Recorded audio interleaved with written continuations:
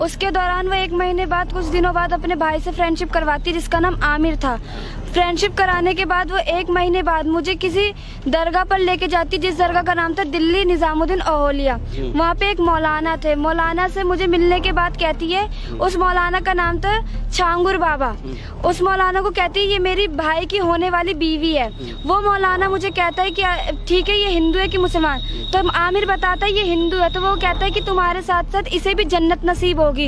इसे ऐसा करो, पहले अपने धर्म में परिवर्तन करो, उसके बाद तुम इससे निकाह कर सकते हो।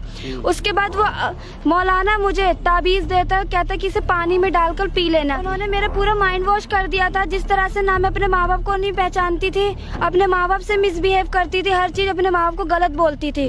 उसके बाद आमिर मुझे अपनी भाभी के घर लेके जाता है, मेरे कपड़ों से बदतमीजी करता है। मैं उसके साथ लड़ती हूँ तो उसकी बहन नेहा अपने भाई के साथ मिलकर, आमिर के साथ मिलकर मेरे साथ जबरदस्ती करवाती है।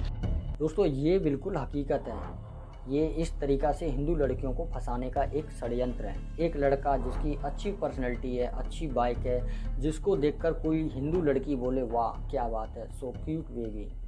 एक्चुअली उस लड़के की कोई गलती नहीं है। उस लड़के को इस जैसे मजहबी कीड़ा ने पैसे दिए थे कि तुम अच्छी पर्सनैलिटी बनाओ, अच्छी बाइक खरीदो, अच्छे कपड़े पहनो, फिर कोई हिंदू लड़की फंसा के लेके आओ। जिनको अलग अलग जातियों की लड़कियों के लिए अलग अलग पैसे तय करता था ये मजहबी कीड़ा। इनकी एक ही रणनीति काम करती है कि किसी भी तरह हिंदू लड़की फंसाओ, उनके साथ 2-4 बार फिजिकली रिलेशन हो जाते थे, फिर लड़की उनके पीछे उल्टे पैर भागी चली जाती है। अब ये लोग इस तरीक़ा से लड़की को मेंटली टॉर्चर करते हैं, जैसे मेरा तुम्हारा कुछ नहीं हो सकता, जब तक तुम्हारे माँ बाप हैं साथ में, या तो माँ बाप के साथ रहो या फिर उनको भूलकर मेरे साथ।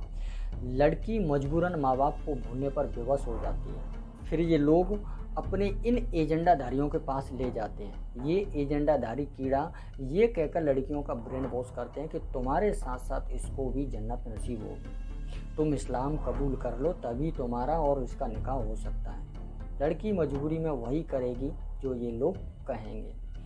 बस हो जाता है इस्लाम कबूल, पहुंच जाते हैं सीरिया जैसे रेगिस्तान में, या किसी सूटकेस में, या फिर फ्रिज में। दोस्तों, इन जैसे एजेंडाधारियों ने इस देश में हिंदू लड़कियों को फंसाने की कई एजेंसियां खोल रखी हैं। इनका सिर्फ एक ही टारगेट है, हिंदू लड़कियां। दोस्तों, हमारा काम है अवेयरनेस फैलाना, बाकी करता धरता तो आप ही हैं।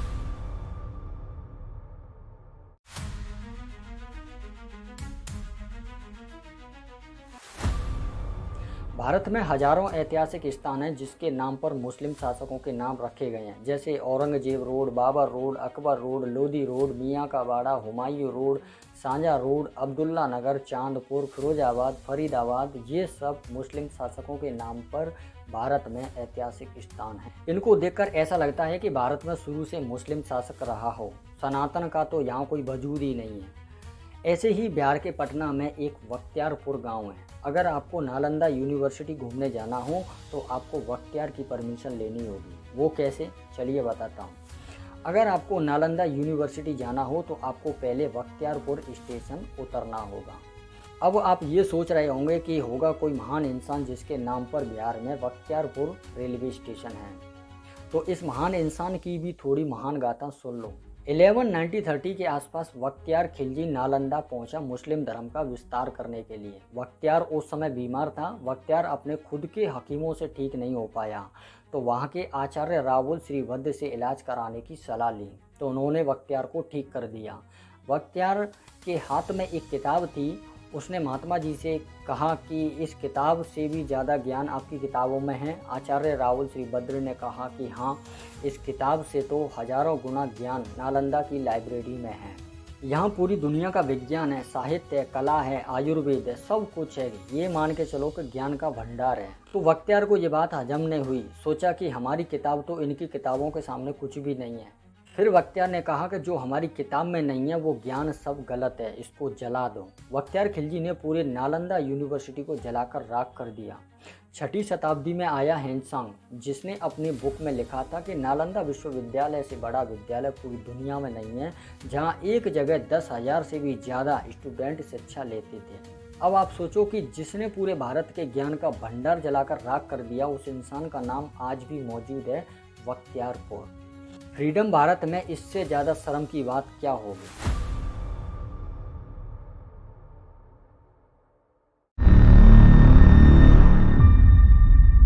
और अगर कोई मुसलमान भाइयों के प्रति अगर बुरी नजर कोई देखने का काम करेगा तो राष्ट्रीय जनता दल और तेजस्वी यादव चुप बैठने वाला नहीं, ईंट से ईंट बजा देंगे। अगर किसी ने मुसलमान भाइयों की तरफ आंख उठाकर देखा तो आरजेडी और तेजस्वी यादव चुप नहीं बैठेगा, ईंट से ईंट बजा देगा। मैं बिहार की जनता को तहे दिल से धन्यवाद करना चाहूँगा जो इसको इसकी लाइन दिखा दी, वरना बिहार की जनता के साथ बहुत बुरा हो जाता अगर ये चुनाव जीत जाता तो। तेजस्वी यादव जब इतना ही मुसलमानों का हमदर्द बनता है तो क्यों बिहार के हिंदुओं से वोट की भीख मांग रहा था। तेजस्वी यादव ने बिहार की जनता को वादे तो इतने कर दिए जितना तो बिहार की पूरी सरकार का बजट नहीं है। सरकार बनते ही बिहार की महिलाओं के खाते में 30-30 हज़ार रुपये आएंगे, पूरे बिहार के युवाओं को सरकारी नौकरी देंगे। अगर एक बार फिर बिहार की जनता इसके लालच में फंस जाती तो ये मान के चलो कि पहले का गुंडा राज तो आप झेल भी गए, लेकिन अभी का गुंडा राज जो आने वाला था उसको आप झेल नहीं पाते।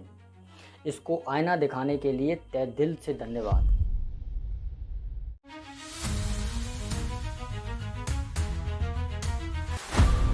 फिर वही जवाब बोल रहा है, दे देंगे, दो मुक्का नाच के गिर जाओगे। इसमें चारा चोर मीडिया वाले से बोल रहा है कि मार देंगे तो गिर जाएगा, और फिर मीडिया वाले से इतनी जोर से चिल्लाया। जिस इंसान को बोलने की तमीज ना हो वो क्या सरकार चलाएगा। वो तो अच्छा हुआ बिहार की जनता ने आज सही डिसीजन लिया और इसको आईना दिखा दिया।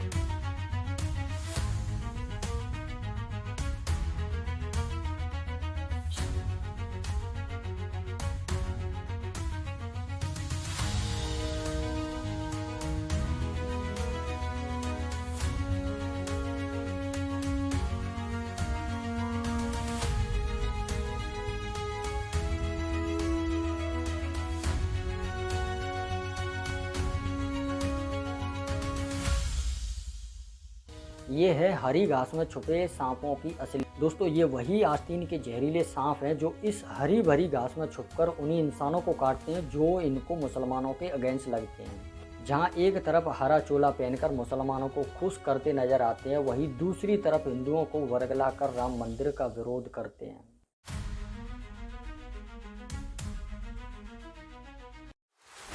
मंदिर रोजगार थोड़ा दे देगा। मंदिर से अभी बदत है भाई, अभी बदत है। अभी तूने गाड़ी में उंगली किया ना, अभी बदत है। मंदिर से रोजगार क्यों नहीं मिलेगा? किसे मिलेगा? मंदिर का निर्माण होगा, इंजीनियर्स को मिलेगा, मजदूरों को मिलेगा, मटेरियल सप्लाई होगा, उसको मिलेगा रोजगार। और उसके बाद वहाँ पर पूरी इकोनॉमिक गतिविधि चलेगी। लोग वहाँ पर दर्शन करने आएंगे, वो फूल माला खरीदेंगे, प्रसाद खरीदेंगे, होटल में ठहरेंगे, बस से आएंगे, गाड़ी से आएंगे, ट्रेन से आएंगे, हवाई जहाज से आएंगे। पूरी इकोनॉमी घूमती है राम के आसपास। भाई मंदिर की अहमियत तो मंदिर वाले ही जानते हैं। इनको क्या पता है कि मंदिर किसी को क्या देता है। कभी मंदिर गए हो तो पता चले कि मंदिर की वैल्यू क्या है। उनको तो जाना तो मस्जिद और कब्रिस्तान में। चंद्रशेखर आज़ाद और कांग्रेस दलों ने कभी नहीं बोला होगा कि देश में इतनी बड़ी मस्जिद है, इनकी जगह हॉस्पिटल बनवा दो, क्योंकि मस्जिद किसी को खाने को थोड़ी ना दे देगी। बनवा देते किसी मस्जिद की जगह हॉस्पिटल। राम मंदिर का तो विरोध ऐसे करते हैं जैसे राम मंदिर के लिए पैसा इन्होंने अपनी जेब से दिया हो। खैर एक शब्द के बाद मीडिया ने उसका मुंह बंद कर दिया। ये कभी अब मुंह नहीं खोलेगा। मुझे उम्मीद है कि चंद्रशेखर आज़ाद को ये पता चल गया होगा कि मंदिर से देश की इकोनॉमी कितनी ग्रो करती है। देश का और सरकार का इस मंदिर में एक भी पैसा नहीं लगा है, उल्टा राम मंदिर से देश की इकोनॉमी ग्रो करती है। जाएंगे उसको। 3 फरवरी 2024 भावनगर के कुंभरवाड़ा में राजेंद्र भाई चौहान दर्जी की हत्या करने की कोशिश। 19 मार्च 2024 बेंगलोर के मुकेश नाम के आदमी को कुछ मुस्लिम लड़कों ने पीटा। जानते हो इनका कसूर क्या था? ये अपनी दुकान में हनुमान चालीसा बजा रहे थे और ऐसे ना जाने कितने केस हैं, एक बार गूगल करके चेक कर लो। इसको मजाक में मत लेना, ये हमारी अज्ञानता है। इस तरह की खबरों को देखकर नज़रअंदाज कर देते हैं, ये हमारे समाज की सबसे बड़ी विफलता है। आज हनुमान चालीसा को लेकर किसी को मारा गया है, कल आपके तिलक लगाने को होगा, परसों आपके हाथ पर कलावा को लेकर होगा। एक दिन वो आएगा जब आपके मंदिरों में पूजा करने को भी हंगामा होगा। हनुमान चालीसा बजाने वालों के साथ मारपीट हुई, उनके साथ में कोई था बोलने वाला? नहीं। किसी दिन आपके साथ में ऐसा हो और कोई आपके साथ में ना हो तो क्या आप दोबारा हनुमान चालीसा बजा सकते हो? इसी प्रकार एक दिन सभी हिंदू टूट टूट कर बिखर जाएंगे, फिर राज करेगा कोई और ही समाज, कोई जाट बनिया ब्राह्मण शूद्र। इससे पहले आपके अंदर ये मानसिकता क्यों नहीं आती है कि सबसे पहले आप एक सनातनी वंश हो, हिंदू हो? क्योंकि जो भीड़ आपका विनाश चाहती है उसके लिए बनिया बामन ठाकुर नहीं हो, उसके लिए आप सिर्फ एक हिंदू हो। ये इन लोगों की रणनीति है कि इन लोगों के मन में डर बैठाया जाए कि इनके खिलाफ कोई आवाज़ ना उठाए। अगर ऐसा हुआ तो भारत में वो दिन ज़्यादा दूर नहीं है जब केरल में मेपलाओं के द्वारा 20 अगस्त 1921 को हिंदुओं का भीषण नरसंहार हुआ। 16 अगस्त 1940 को मुस्लिम लीग द्वारा भारत के हिंदुओं का कत्लेआम हुआ। 19 जनवरी 1990 में कश्मीर में हुआ हिंदुओं का नरसंहार। आज के हिंदू ये बात कैसे भूल सकते हैं कि इन्हीं लोगों की वजह से राजस्थान में 1301, 1303, 1565, 1567 में जहां हमारी लाखों बहन बेटियों ने जौहर की आग में जिंदा कूदकर जान दे दी, इन्हीं लोगों की कुदृष्टि के कारण। आखिर कब तक आप चुप बैठे रहेंगे? यही चुप्पी इसी आग को एक दिन आपको और आपकी बहन बेटियों को जलाकर राख कर देगी। मेरी आपसे यही सलाह है कि किसी भी हिंदू के साथ गलत हो रहा हो वहाँ आप मुंह फेर कर मत जाना, बल्कि उसकी जाति देखने से पहले उसका धर्म देखकर उसके साथ मुकाबला करना और इसको इंसाफ दिलाने की पूरी कोशिश करना।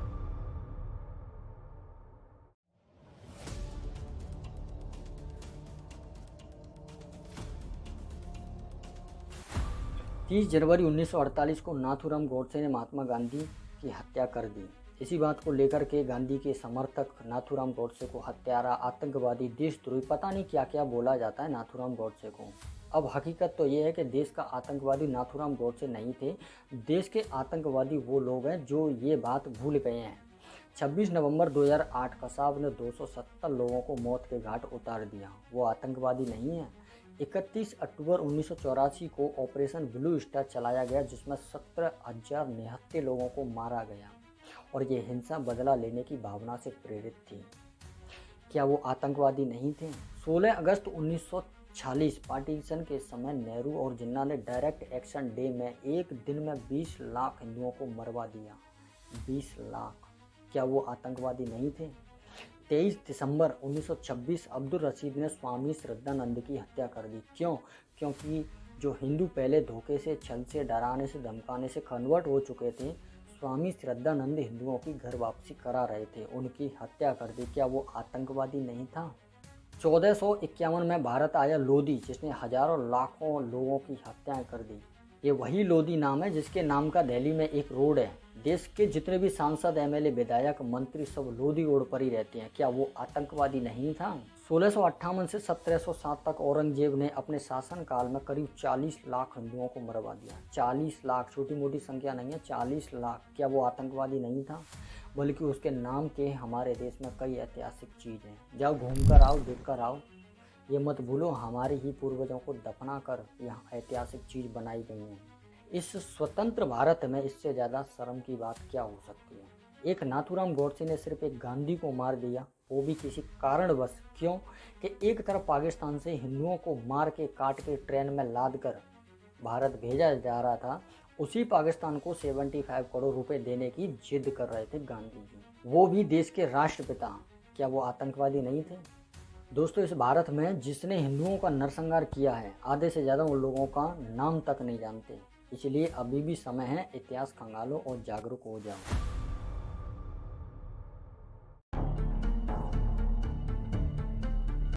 पाकिस्तान का समर्थन करते हैं? हाँ करते हैं। पाकिस्तान जिंदाबाद। जिंदाबाद। हिंदुस्तान का समर्थन क्यों करना? आप पहले हमें जवाब दीजिए, उसके बाद हम कुछ दी तो गई है। रात को आपको पता क्या हुआ? आप बताइए क्या हुआ? ऑपरेशन सिंधु।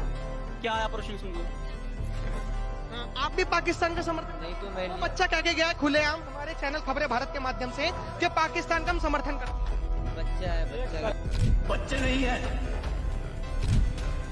टाइम बॉम्ब है सारे, आतंकवादी के पिल्ले हैं। ये वही लोग हैं जो मोदी सरकार की 700 योजनाओं का लाभ उठाते हैं, फिर मोदी या भारत के खिलाफ खड़े होकर पाकिस्तान या फिलिस्तीन का समर्थन करते हैं। सोचो आज कल के बच्चों का किस तरीक़ा से ब्रेन वॉश किया जाता है। जिस उम्र में एक अच्छी प्रोफेशनल स्टडी होनी चाहिए उस समय ये बच्चा बोल रहा है कि हम भारत का समर्थन क्यों करें, हम पाकिस्तान का समर्थन करेंगे। हम आपसे पूछना चाहते हैं कि क्या आने वाले समय में ऐसी इस्लामी मानसिकता देश के लिए खतरनाक नहीं है? वही दूसरी तरफ इस वीडियो क्लिप को देखिए।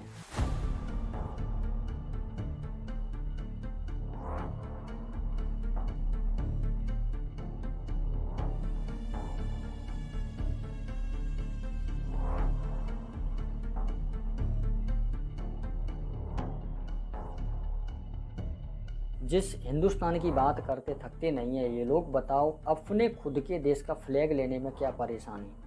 बताओ आज के बच्चों की ये मानसिकता है, इस तरीक़ा से इनको पढ़ाया जाता है। फ्लैग पकड़ेंगे नहीं, वंदे मातरम बोलेंगे नहीं, भारत माता की बोलेंगे नहीं। वहीं दूसरी तरफ काम कर रहे मजदूर जो कभी स्कूल तक नहीं गए हैं, उन्होंने फ्लैग बड़े प्यार से लिया है।